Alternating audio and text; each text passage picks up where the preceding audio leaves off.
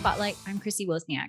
My guests today are from a company committed to transitioning farms to climate smart farming practices, generating reliable farm carbon credits and certified climate smart crops.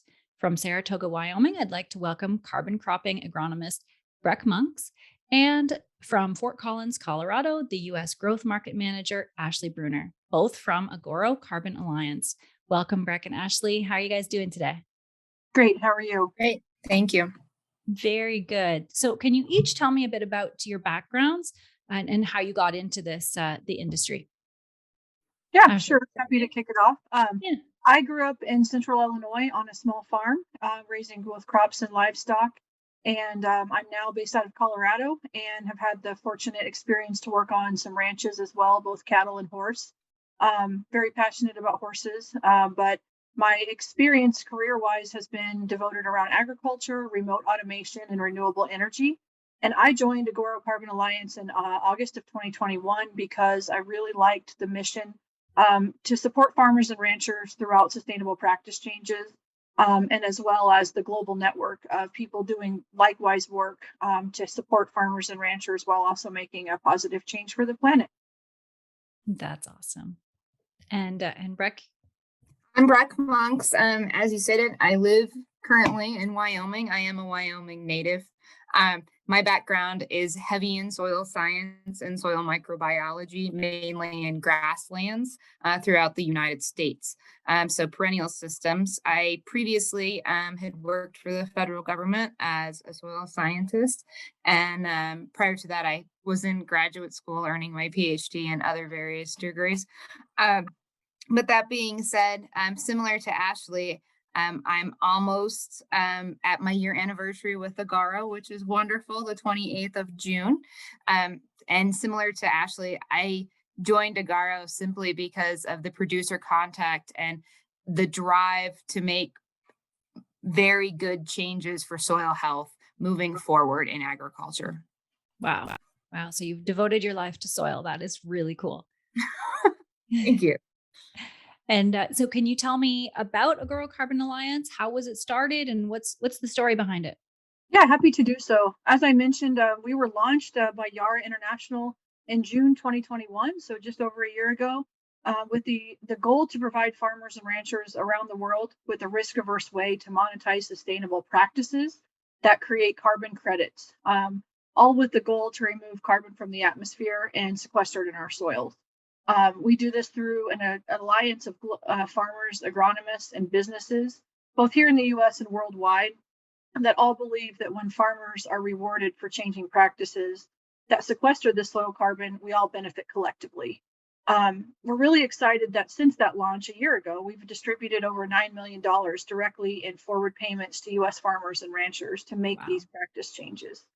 It really provides a unique opportunity for agriculture and specifically to farmers and ranchers to be the leading solution when it comes to improving their own livelihoods through new revenue streams, but also through helping to mitigate some of the changes that come along with the climate. Right. And you mentioned Yara International backs Agoro Carbon Alliance. So what is their history and mission and what part do they play now? Yeah, absolutely. Yeah. So Agoro was started by Yara International, as I mentioned, and Yara is a world's crop nutrition company that's been around for over 115 years. Their overall mission is to responsibly feed the world and protect the planet. As part of their long-term business strategy is to decarbonize agriculture. They're doing so both through practice changes as a business, also throughout the crop inputs that they sell. And Agoro Carbon Alliance's role within Yara's larger role is to build this global business that combines their unique market position. They work with over 20 million farmers around the world, along with a global alliance where farmers are really at the center of everything they do and everything we do at Agoro.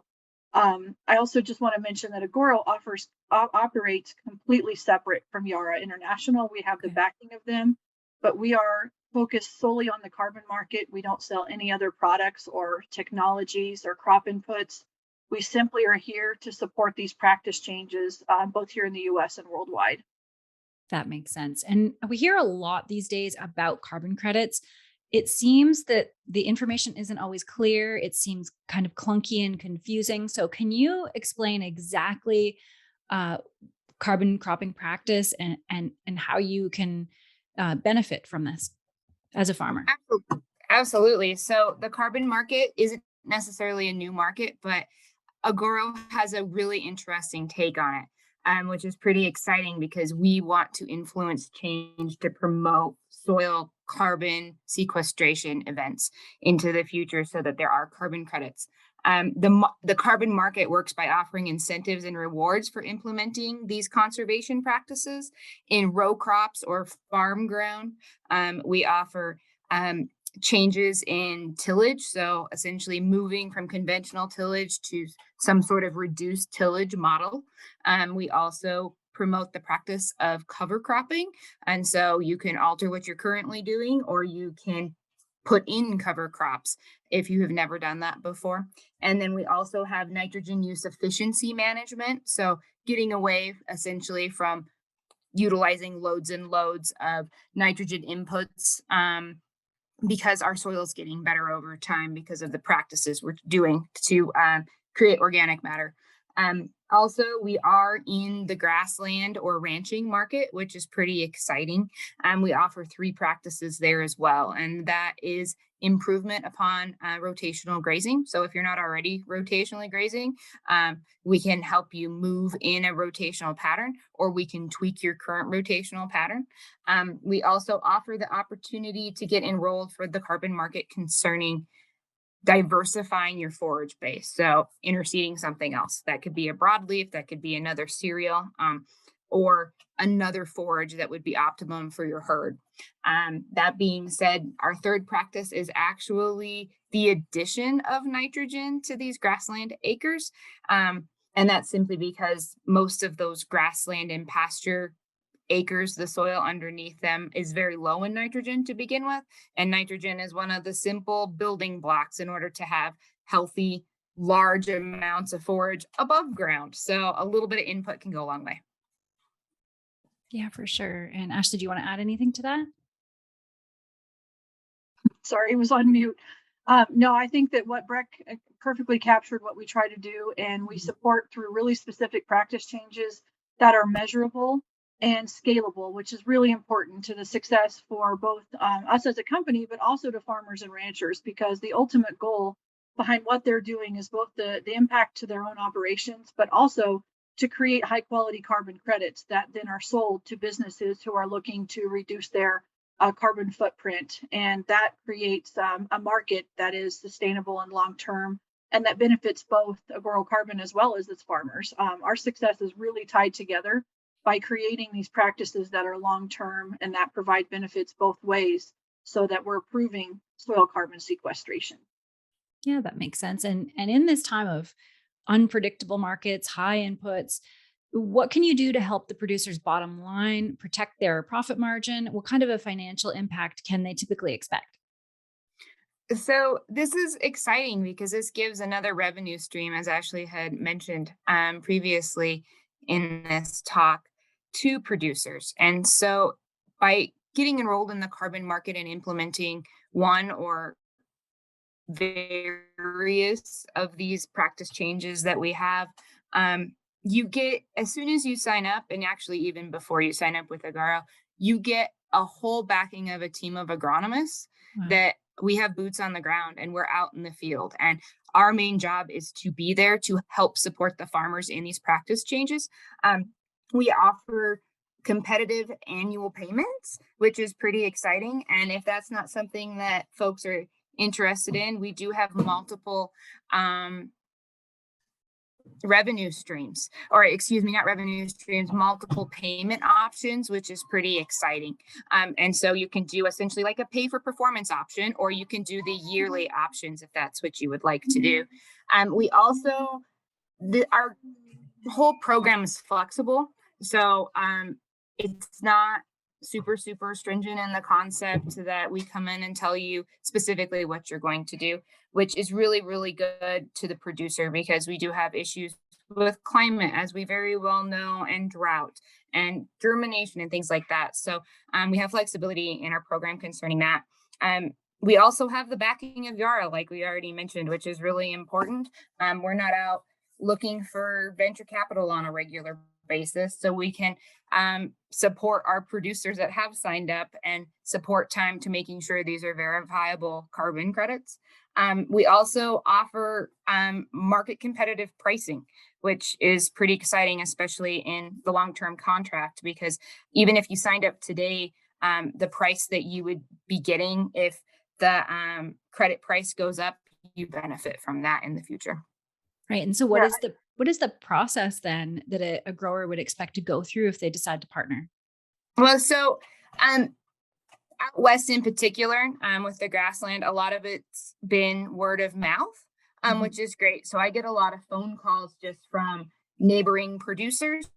And essentially the process looks like this. You would either go to our website and put in an info query essentially, and you would get teamed up with an agronomist in your region, or you would end up with one of our numbers because of your neighbor, right? And you were already interested in the carbon market.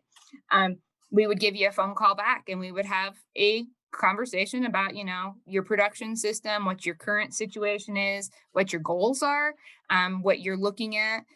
We do a little just general 101 carbon education, because in theory, not in theory, but it is a myth to a lot of people, and we're here to help educate. And that's one of our big stepping stones to this whole entire market. After that, we do an on-site visit. So we actually get to see your ranch or your farm ground.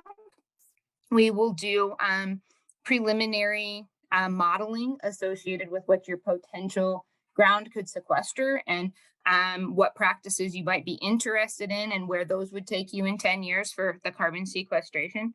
At that juncture, then we would sign a contract, and essentially we would come out and do baseline sampling. A company would come out and do that. That would all be scheduled with the producer.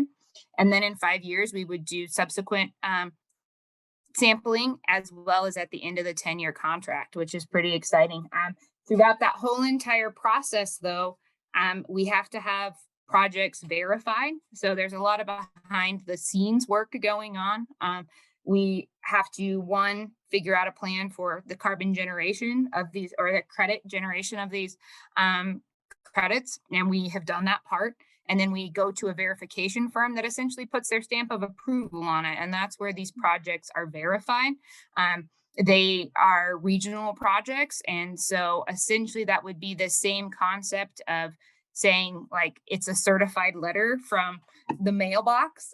It has a stamp of approval saying that this is in fact a legit carbon credit, because we have utilized third-party sampling firms. We've utilized third-party analysis firms. So we don't have the ability at all to ever,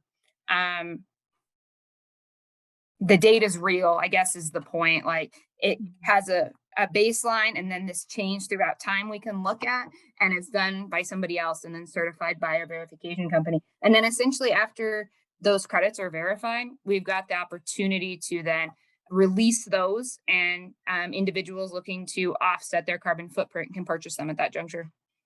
I see. And so what are some of the on-farm measurements? What are the benchmarks? What will you be looking for in the testing? So initially, we do ask for historical data. That's partly due to the modeling, but that also helps us to determine what can be stored in the future based on these practice changes. When we come and take soil samples, we're taking soil samples for bulk density, and we're also taking soil samples for soil organic carbon. Soil organic carbon makes sense because that's the metric that we're looking at as stored carbon from these practice changes. However, we can't do that on a large scale without bulk density samples. And the other benefit is over the time period, bulk density is drastically going to change with these management practices in a positive sense. And so throughout any of the 6 current practices that we offer concerning grasslands or row crop acres, they're all going to build soil health. We're going to store organic matter. We're going to increase water holding capacity. There's all these things that are major benefits. But just with these 2 metrics, we can look at a lot of different aspects of what's beneficial for the whole entire production ecosystem, if you will. And it's a great wealth of information, and also obviously helps us track the carbon market or the carbon storage. Yeah, wow, that's really interesting. And who's the ideal producer? So is there like a size of farm that you're looking for, small or large, or is it every farm? Well, so it's pretty simple actually. In order to get in the gate, you essentially only have to enroll 500 acres, which is pretty exciting. You can enroll more than that. That's totally up to the producer. But there isn't necessarily a cookie cutter ideal producer in this scenario. Um, Producers, whether you're a farmer or a rancher, you're already the best conservationist of your land because your land and your soil already currently makes you money. And so if you're in ag in either one of those, then you're already on the list of potential enrollees. However, we want people who are committed to soil health. We want people who are committed to making sure that the practices that they are going to put out on their land, rotational grazing or improvement of tillage or cover crops for that matter, that they're actually willing to do those practices. Because if we can't have a good partnership unless they're willing and they're driven to make sure that they're storing carbon. So we're looking for individuals who are interested in the longevity of their productive acres. Yeah, and I'd just like to add that, no-till is really a commonly accepted practice across the United States. And so sometimes farmers will self-disqualify based on seeing those words, reduced tillage. And by that, we mean going either to strip tillage or no-till for your farming methods. But a relatively small practice change, like adding a cover crop, a single cover crop, a diverse mix of cover crops, can qualify you for a carbon program. And that is one of those things that can also fix nitrogen, depending on the species that you choose, that can make you a viable candidate to join a carbon program and add that new revenue stream while also building soil health. I think one really important thing for farmers and ranchers is just ask the questions and find out. Do not self-disqualify. That's something that comes up a lot where people assume they're not qualified to join it, but they actually can under specific practices. Great points. And I agree with you. Also, one of your former points, Breck, that there is no better steward of the land than a farmer. And I always like to especially educate the public that these aren't people destroying the earth; they're people that care and love the earth. And so, how do you see producers caring for the ground that they work on? Are you seeing any new trends lately, like things that have been happening more recently that are new? Well, out here in the West, and I mean, technically the whole entire United States, we're in a drought cycle, Mhm. and people are really changing the way that they are utilizing their standing forage, and they're starting to stockpile more of it on the ground opposed to in the form of baled hay or baled forage, which is pretty exciting. Folks are also really paying attention to how they can manage water, and there's a lot of individuals that are changing their ability for water storage for later in the season, which is exciting. I think people are realizing that it's wonderful to continually rely on inputs, but inputs are a tool. And when we manage our soil in a like a global concept instead of just saying I'm going to have monoculture all the time and I'm going to till from my weeds and I'm going to add many chemicals. If I introduce livestock in that system to graze and I'm taking partial care of my weeds and I'm doing some of these other things, and I see a lot of people starting to look over the fence and start wanting to diversify in the sense of putting livestock back into their production systems or putting annuals back into a historically perennial system, just because that change in biodiversity does so much for the above ground ecosystem as it does for the below ground ecosystem. And the other thing that I find really, really interesting is individuals who are looking toward management of not only their herds, their domesticated herds, but they also are diversifying through the utilization of having hunting on their property. And so they're starting to manage also for wildlife populations, which I think is interesting. And then people have started going on ecotourism bird tours. And that's something that is becoming really popular in ranching as well. And row crop to a certain extent, particularly where there's water available. People are putting in water features just to have these bird watching areas. Yeah, that's right. And you know, these hard times do create the innovation as well. And we have Absolutely. really relied on inputs, and now people do have to think outside the box a little bit. And it's always great when we can turn it to something positive, right? Yeah, and I think it's important to remember too Always. that we absolutely look at sustainability as as a revenue stream to continue the farm in the short term. And changing these practices helps mitigate risk in the long term for farmers as well. Whether it's drought, whether it's too much water, too little water, these practices improve the soil sponge, which helps you to take advantage of it in both circumstances. But also to add this new revenue stream to farmers and ranchers, because sustainability also means being able to pass it on to the next generation. A lot of us at Agoro Carbon grew up on farms and ranches ourselves, and so we really understand what that means deep in our hearts and how important that is. And we genuinely care about farmers and ranchers being able to be sustainable both in their operations and for the long term. Yeah, yeah, great points. And so, where can people find you to get started? So the best place to start is at agorocarbonalliance.com. I would also just want to mention that one of the biggest questions is just people want to understand the carbon market. Yeah. There's a lot of questions. It's a new market. They don't know who to trust and where to find information. And for that singular reason, we started what we call the Carbon Farming Knowledge Hub, which can be found on our homepage of the website. That's a mix of agronomists like Brekke and experts in the carbon market, explaining the things farmers need to be aware of, things ranchers want to be aware of, about asking the right questions regarding contracts. 10 years is a long time to make changes for your operations. So you need to make sure that you feel comfortable with every aspect of both the practice changes and the contract. And so that's a great place to start. And then there's also agronomists and carbon experts across the United States that are available for local consultation and help. And I think that's really key to being a long-term partner, is having that on the ground support as well. That's fantastic. And then I have one more question for each of you. You can take turns answering, but why do you serve the agriculture industry? What are you most passionate about this? Ashley, do you want to go first? You want me to? Happy to. What makes me so excited about this is what I just mentioned earlier. I genuinely believe that this is the right thing to do at the right time, both to make agriculture a leader in climate change mitigation while improving their own livelihoods. Farmers and ranchers are at the most to lose when it comes to climate change because they're so weather dependent for all of their practices.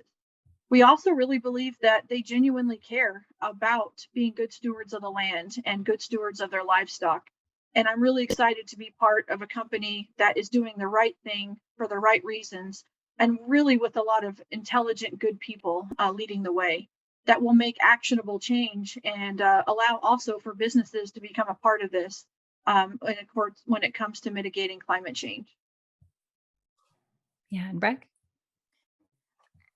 I've spent the last 10 plus years of my life working on soil health and looking at climate change.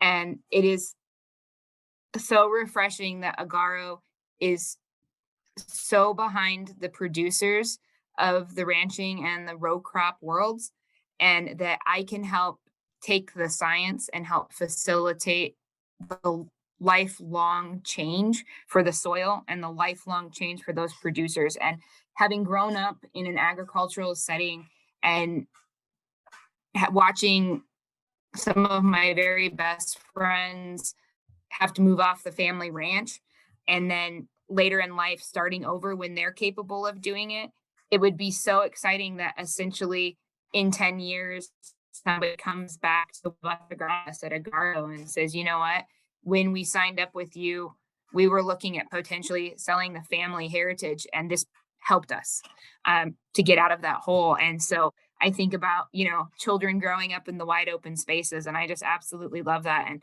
I love the fact that Agoro, through practice change and promoting soil health, we will be able to ensure that for the future.